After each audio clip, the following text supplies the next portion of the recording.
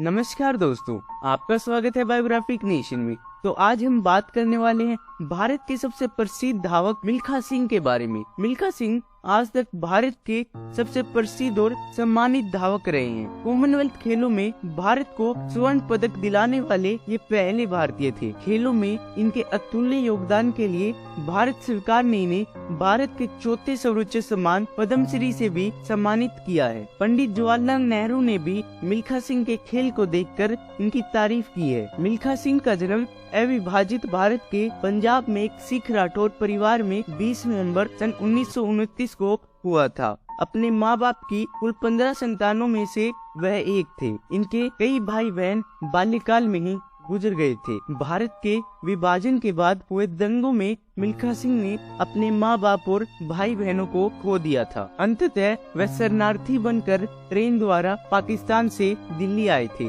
दिल्ली में वह अपनी शादीशुदा बहन के घर में कुछ दिन रहे। कुछ समय शरणार्थी शिविरों में रहने के बाद वह दिल्ली के शाहदरा इलाके में एक पुण्य स्थापित बस्ती में भी रहे। भारत के विभाजन के बाद की अफरा तफरी में मिल्खा सिंह ने अपने माँ बाप को खो दिया था। अंततः वह शरणार्थी बन के ट्रेन द्वारा पाकिस्तान से भारत आए थे।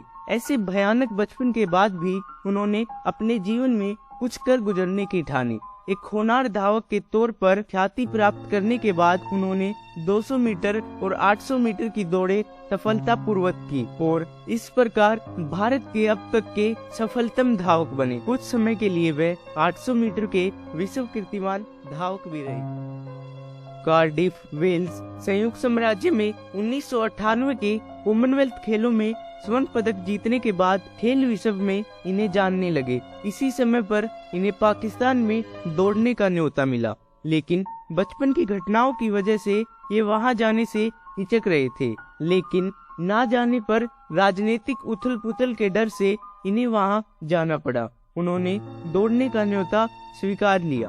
दौड़ में मिल्खा सिंह ने सरलता से अपने प्रतिनिधियों को ध्वस्त कर दिया और आसानी से जीत गए। सेना में भी मिल्खा सिंह ने कड़ी मेहनत की और 200 मीटर और 400 मीटर में अपने आप को स्थापित किया और कई प्रतियोगिताओं में सफलता हासिल की।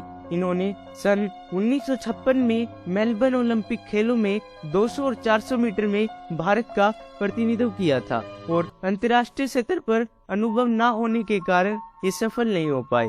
लेकिन 400 मीटर प्रतियोगिता के विजेता चार्ल्स जैकिन के साथ हुई मुलाकात ने इन्हें प्रेरित किया और ट्रेनिंग के नए तरीकों से अवगत भी कराया। इसके बाद सन 1998 में कटक में आयोजित राष्ट्रीय खेलों में इन्होंने 200 मीटर और 400 मीटर प्रतियोगिता में राष्ट्रीय कीर्तिमान स्थापित किया और एशियन खेलों में भी इन्होंने दोनों प्रतियोगिताओं में स्वर्ण पदक हासिल किया। साल 1998 में इन्हें एक और महत्वपूर्ण सफलता भी मिली जब इन्होंने ब्रिटिश राष्ट्रमंडल खेलों में 400 मीटर प्रतियोगिता में स्वर्ण पदक हासिल किया।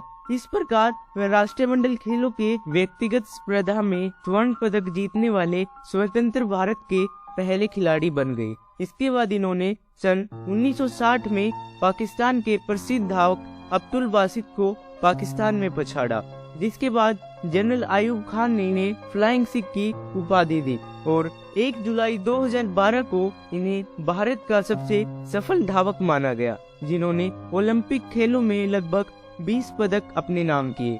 यह अपने आप में ही एक रिकॉर्ड है। रोम ओलंपिक खेल शुरू होने से कुछ वर्ष पूर्व से ही मिल्खा सिंह अपने खेल जीवन के सर्वश्रेष्ठ फॉर्म में थे और ऐसा माना जा रहा था कि इन खेलों में मिल्खा सिंह पदक जरूर प्राप्त करेंगे। रोम खेलों में कुछ समय पूर्व मिल्खा ने फ्रांस में 45.8 सेकंड का कीर्तिमान भी बनाया था। 400 मीटर में दौड़ में मिल्खा सिंह ने पूरे ओलंपिक रिकॉर्ड तो जरूर तोड़ा, पर चौथे स्थान के साथ पदक से वंचित रह गए। 250 मीटर की दूरी तक दौड़ में सबसे आगे रहने वाले मिल्खा ने एक ऐसी भूल कर दी जिसका पछतावा उन्हें आज भी है। उन्हें लगा कि वो अपने आप को अंत तक उसी गति पर शायद नहीं रख पाएंगे और पीछे मुड़कर अपने प्रतिद्वंदियों को देखने लगे, जिसका खामियाजा उन्हें भुगतना पड़ा और वह धावक जिसे स्वर्ण पदक की आशा थी वह कांस्य पदक भी नहीं जीत पाया। मिल्खा सिंह को आज तक उस बात का मलाल है। इस असफलता से मिल्खा सिंह इतने निराश हुए कि उन्होंने दौड़ से संन्यास लेने का मन बना लिया, पर बहुत समझाने के बाद मैदान में इन्होंने फिर से वापसी की। मिल्खा सिंह ने खेलों में उस समय सफलता प्राप्त की जब खिलाड़ियों के लिए कोई सुविधाएं उपलब्ध भी नहीं थी, न ही उनके लिए कोई ट्रेनिंग की व्यवस्था थी। आज इतने वर्षों बाद भी कोई एथलीट ओलंपिक में पदक पाने में इतने कामयाब नहीं हो सके जितने रोम ओलंपिक में मिल्खा सिंह लोकप्रिय हो गए थे। जब मिल्खा सिंह स्टेडियम में घुसते थे तो दर्शक उनका जोश पूर्वक स्वागत करते थे। उनकी लोकप्रियता का दूसरा कारण उनकी बड़ी हुई दाढ़ी व लंबे बाल थे। लोग उस वक्त सिख धर्म के बारे में अधिक नहीं जानते थे। अंततः लोगों को लगता था कि कोई साधु इतनी अच्छी दौड़ कैसे लगा रहा है। मिल्खा सिंह की लोकप्रियता का एक अन्य कारण यह था कि रोम पहुंचने के पूर्व वह यूरोप के टूर में अनेक बड़े खिलाड़ियों को हरा चुके थे और उनके रोम पहुंचने के पूर्व उनकी लोकप्रियता की चर्चा वहां पहुंच चुकी थी। मिल्खा सिंह के जीवन में दो घटनाएं बहुत महत्व रखती है। प्रथम, भारत पाक विभाजन की घटना जिसमें उनके माता पिता का कत्ल हो गया था तथा अन्य रिश्तेदारों को भी खोना पड़ा था। दूसरी, रोम ओलंपिक की घटना जिसमें वह पदक पाने से चूक गए। टोक्यो एशियाई खेलों में मिल्खा सिंह ने 200 और 400 मीटर की दौड़ जीतकर भारतीय एथलेटिक्स के लिए नए इतिहास की रचना की। मिल्खा ने एक स्थान पर लिखा है, मैंने पहले दिन 400 मीटर दौड़ में भाग लिया। जीत का मुझे पहले से ही विश्वास था क्योंकि एशियाई क्षेत्र में मेरा कीर्तिमान था। शुरू में जो तनाव था वो स्टार्टर की पिस्तौल की आवाज के साथ चफू चक्कर हो गया। आशा के अनुसार मैंने सबसे पहले फीते को छुआ। मैंने नया रिकॉर्ड कायम किया था। जापान के सम्राट ने मेरे गले में स्वर्ण पदक पहनाया। उस क्षण का रोमांच मैं शब्दों में व्यक्त नहीं कर सकता। अगले दिन 200 मीटर की दौड़ थी। इसमें मेरा पाकिस्तान के अब्दुल खालिक के साथ बड़ा मुकाबला था। खालिद 100 मीटर का विजेता था। दौड़ शुरू हुई। हम दोनों के कदम एक साथ पड़ रहे थे। फिनिशिंग टेप से 3 मीटर पहले मेरी टांग की मांसपेशियां खिंच गई और मैं लड़खड़ाकर गिर पड़ा। मैं फिनिशिंग लाइन पर ही गिरा था। फोटो फिनिश में मुझे विजेता घोषित किया गया और एशिया का सर्वश्रेष्ठ एथलीट भी। जापान के सम्राट ने उस समय मुझसे जो शब्द कहे थे वह मैं कभी भी नहीं भूल सकता।